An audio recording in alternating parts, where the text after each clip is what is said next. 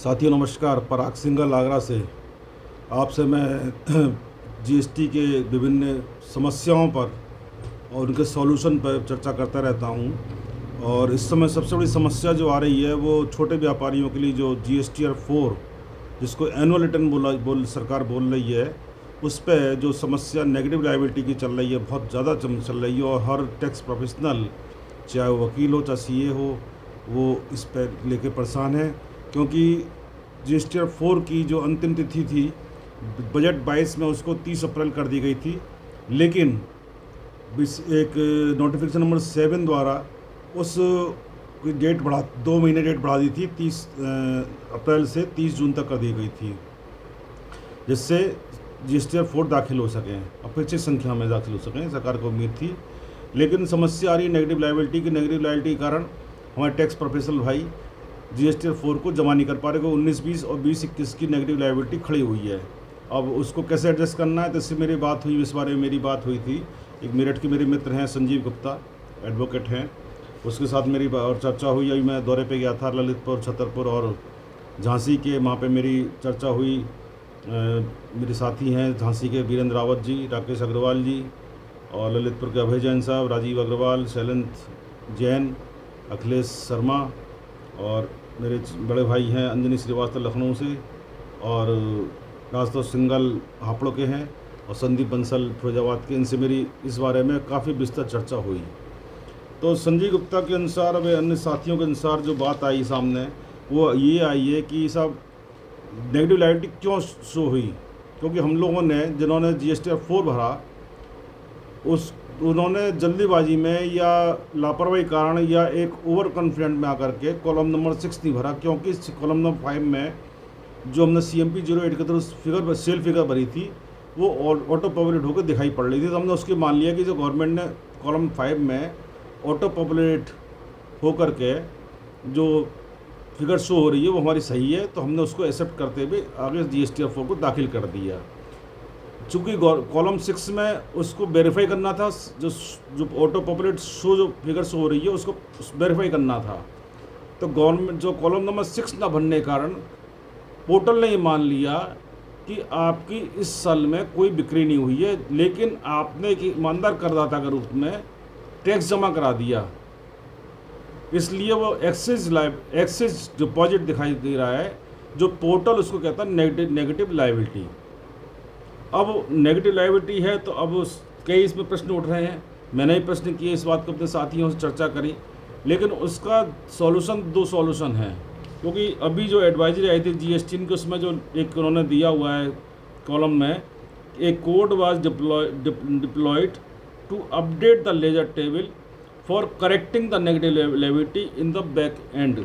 क्योंकि हमने इस बारे काफ़ी GST से संपर्क करके और GST कौन से संपर्क करके काफ़ी चर्चा करी है इस बारे में, तो उन्होंने सुविधा दी थी।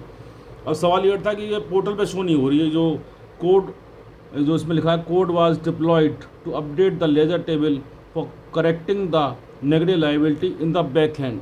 बैक एंड की जो फैसिलिटी है वो पोर्टल पे जो हम टैक्स प्रोफेशनल्स हैं उनको ये सुविधा नहीं दी है कि वो खुद कर लें।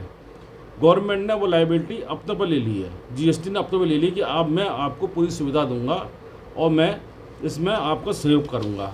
तो इसमें दो सॉल्यूशन हैं। एक सॉल्यूशन तो ये है कि जो आपको नेगेटिव लायबिलिटी जितनी शो हो रही है, तो जो आपने CMP 08 थ्रू जमा करी है वो अमाउंट नेगेटिव लायबिलिटी शो हो रहा है।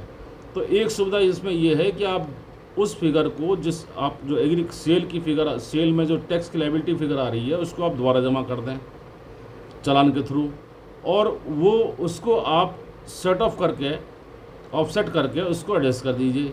अब आप कहेंगे डबल जमा हो गई, तो जो एक्सिस जमा हो गई है वो आपको लेजर में दिखाई पड़ेगी। लेजर दिखाई पड़ेगी तो उसको आप अगली सेल जो भरेंगे, अगले साल की सेल भरेंगे, मतलब ये 22-23 की सेल जो भरेंगे, उसमें उस एक्सेस फिगर को आप एडजस्ट कर सकते हैं, या आप उसका रिफंड क्लेम कर सकते हैं। क्योंकि जो मेरी चर्चा हुई है, मैं भी कोई अथॉरिटी नहीं हूँ, जो चर्चा एक्सपर्ट्स की हुई है, विचारों की हुई है, उसमें आपको अंदाजा दे रहा हूँ कि आप मुझे क्लेम करेंगे सब, आपने कह दिया मैंने जमा कर दिया। मैं कोई अथॉरिटी नहीं हूँ, एक्सपर्ट नहीं हूँ, लेकिन आप लोगों के साथ में बैठ करके मैं आपकी समस्या को सुलझाने के प्रयास करता हूँ। दूसरा रास्ता ये बताया मुझे जो कुछ लोगों ने इसको प्रैक्टिकल किया भी और सफल भी हुए, कि आप एक वर्ड फाइल खोलें, कंप्यूटर में वर्ड फाइल जो होती है माइक्रोसॉफ्ट में, उसमें आप सेल फिगर, टैक्सेबल, एग्जम्प्टेड, जो भी सेल फिगर आपने भरी है CMP 08 में, वो उसमें कॉलम बना करके उसको क्वार्टर वाइज लिख दें। उसके अलावा जो CMP 08 जमा किए हैं, CMP 08 की डेट और ARN नंबर जो जनरेट होकर आपको मिल जाता है उसको आप मेंशन कर दें, और उस वर्ड फाइल को PDF में कन्वर्ट कर लें। और जो हेल्पलाइन का ईमेल आईडी दी है GSTN पर, जो ईमेल आईडी दी है उस पर आप वाली वर्ड फाइल जो PDF कन्वर्ट करी है, और साथ में जो CMP 08 के चालान जो जमा कर रहे हैं वो चारों चालान अटैच कर दें। अटैच करने के बाद में जैसे बता रहे हैं कि हफ्ते दिन 15 दिन के अंदर वो नेगेटिव लायबिलिटी कोर्ट GSTN द्वारा वो एडजस्ट कर दी जाएगी और आपका जो नेगेटिव लायबिलिटी वो निल हो जाएगी।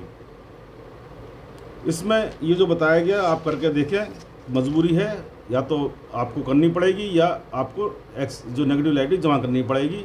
इसलिए आप कल प्रैक्टिकल कर सकते हैं। प्रैक्टिकल करना जो भी अनुभव होगा उसको आप, वो रिजल्ट जो आएगा उसको आप भविष्य में आप इम्प्लीमेंट कर सकते हैं, क्योंकि आपके सामने खड़ा है कि 19-20, 20-21 की नेगेटिव लायबिलिटी खड़ी हुई है, आप 21-22 का रिटर्न जमा नहीं कर पा रहे हैं, जबकि टैक्स पेयर का प्रेशर है कि समय जमा करिए, नहीं 10,000 रुपये लेट फीस लग रही है। तो उस चीज़ के लिए आप एक प्रैक्टिकल कर लीजिए रिटर्न में। उसके बाद में अगर आप सफल होते हैं तो आप अगले सारे रिटर्न निपटा लीजिए। तो मेरा जो साथियों से मेरी बात हुई है और जो मेरी अन्य लोगों से भी बात हुई है, विनोद पाटनी साहब, विनोद जयपुर के, उनसे मेरी चर्चा हुई है। तो आप इस चीज़ करके देखें, मैं समझता हूं कि आपको कोई ना कोई सॉल्यूशन मिलेगा और इस नेगेटिव लायबिलिटी को समाप्त करने में आप सफल होंगे। तो मैं इसके साथ अपना वाणी को विराम देता हूँ। अगले टॉपिक में फिर आऊँगा मैं अगले टॉपिक के साथ में, और लेकिन मैं आपसे ये कहूँगा कि आप प्लीज़ शेयर करें, लाइक करें, और नए जो सब मेरे दर्शक हैं वो इसको सब्सक्राइब करें चैनल को, जिससे मेरा भी उत्साह बढ़ता रहे। और प्रैक्टिकल करके मुझे आप ज़रूर बताएं कि कितने सफल हुए आप। इसके साथ ही मैं अपनी वाणी को विराम देता हूँ। नमस्कार, जय हिंद, जय भारत।